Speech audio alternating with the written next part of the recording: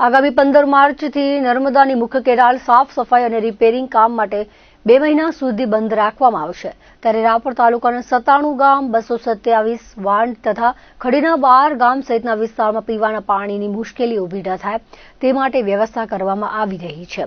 વિભાગના અધિકારીઓ તથા હોદ્દેદારો સાથે સંકલન કરી આગોતરી તૈયારી કરવામાં આવી રહી છે. કચ્છની મુખ્ય બ્રાન્ચ કેનાલ ખાતે નગરપાલિકાના પ્રમુખ ચાંદભાઈ બિંડે, ચીફ ઓફિસર તરુણદાન ગઢવી સહિતના આગેવાનો દ્વારા મુલાકાત લીધી હતી. પ્રમુખ અને ચીફ ઓફિસરે જણાવ્યું હતું કે માર્ચની 15 તારીખથી કેનાલ બંધ 2 મહિના રહેશે. આ દરમિયાન લોકો તથા પશુઓને પીવાના પાણીની સમસ્યા ન થાય તે માટે પાલિકા દ્વારા નગાસર તળાવ ભરવા માટે કામગીરી કરવામાં આવી રહી છે. ઉપરાંત સેલારીથી નંદાસર સુધીની કેનાલના બંને સાઈડના ઘર બંધ કરી દેવામાં આવશે. એટલે પીવા માટે પાણી અનામત રાખવામાં આવશે. પાલિકા દ્વારા પાણી પુરવઠા બોર્ડ પાસે સામખિયાળીથી દરરોજ 4 MLD પાણી આપવા માટે લેખિત માંગ કરવામાં આવી છે. વિનુભાઈ થાનકીએ જણાવ્યું હતું કે રાપર તાલુકાના ગ્રામ્ય વિસ્તારમાં પીવાના પાણીની સમસ્યા ન ઉદ્ભવે તે માટે નર્મદા કેનાલમાં જ્યારે પાણીનો રિઝર્વ સ્ટોક હશે તે ચોરી ન થાય તે માટે એક બકનડી એન્જિન બંધ કરી દેવામાં આવશે. રાઉન્ડ ધ ક્લોક પેટ્રોલિંગ કરવામાં આવશે. આગામી તારીખ 15/3 થી નર્મદા કેનાલ જ્યારે બંધ થવાની છે મેન્ટેનન્સ માટે, ત્યારે ધારાસભ્ય શ્રી વિરેન્દ્રસિંહજી જાડેજા તેમજ કચ્છ કલેક્ટર આનંદ પટેલ સાહેબના સૂચન દ્વારા આગામી કેનાલ બંધ રહે ત્યારે નગાસર તળાવમાં સ્ટોરેજ કરવામાં આવી રહ્યું છે. તેમજ જે કેનાલના 2 ધાર છે તે બંધ કરીને તેની વચ્ચે પાણીનું સ્ટોરેજ કરવામાં આવશે, જેથી કરીને રાપરની 40,000ની વસ્તી અને 80,000 જેટલું પશુધનને પીવાનું પાણી મળી રહે. કચ્છની મેઇન કેનાલ તારીખ 15/3 થી 2 માર્ચ સુધી રિપેરિંગ માટે બંધ થવાની છે. આ અનુસંધાને માનનીય ધારાસભ્યશ્રી તથા કચ્છ જિલ્લા કલેક્ટરશ્રી ની તારીખ 13 તારીખની અત્રેની મુલાકાત અન્વયે મળેલી સૂચના અને માર્ગદર્શન મુજબ આ કેનાલની અંદર બંને બાજુથી ગેટવાલ બંધ કરી અને કેનાલમાં પાણી રિઝર્વ રાખવામાં આવશે.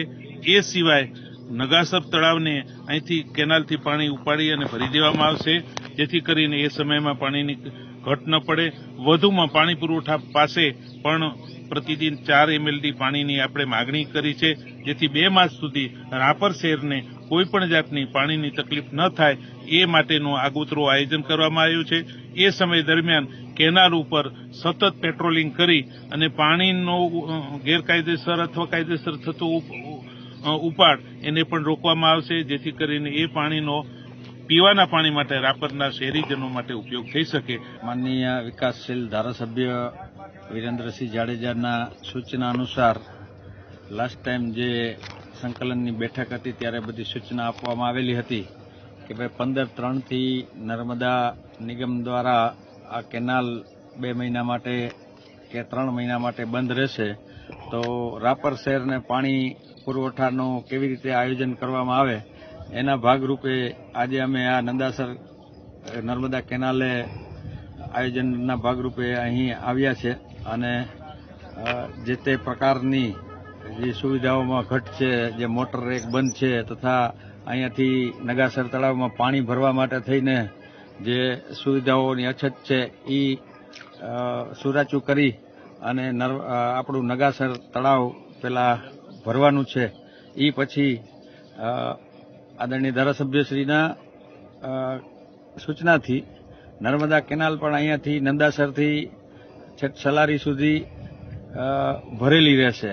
તેથી એટલીસ્ટ 1 મહિનાનું શહેરને પાણી પુરવઠાનું ક્યાંય ખેંચ ના આવે તે બાબતનું આયોજન કરવામાં આવેલ છે.